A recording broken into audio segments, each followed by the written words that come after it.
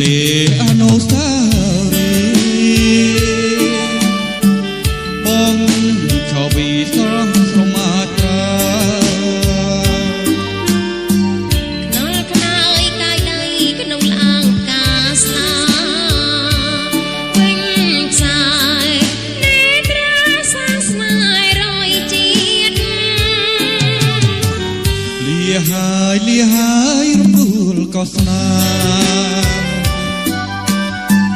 យ៉ាងយូរ10ខែបងមកជួបទៀតអាយណាស់ពលបងអូនសុំស្រងជាតិ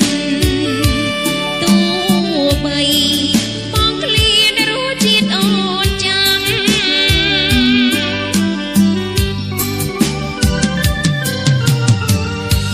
ចាក្រុមតន្ត្រីយើងខ្ញុំមានឈ្មោះថាតារ៉ែមតន្ត្រីចានៅខេត្តកំពង់ចាមចាបងប្អូនអាចទំនាក់ទំនងតាមលេខទូរស័ព្ទចា097 567 2442ចាអរគុណច្រើន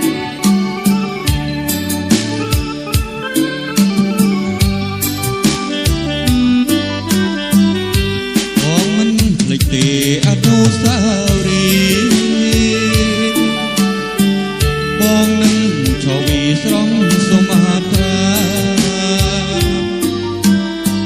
ខ្នល់ខ្នើយកាយដីក្នុងឡាងផ្កាស្នាវិញខ្សាយ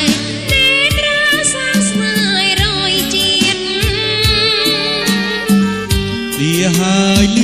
យរំដួលក៏ស្នាយ៉ាងយូរ10ខែបងមកជួបទៀត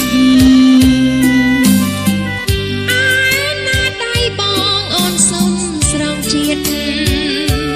ទោះបីបងឃ្លានរសជាតិអូនចាំ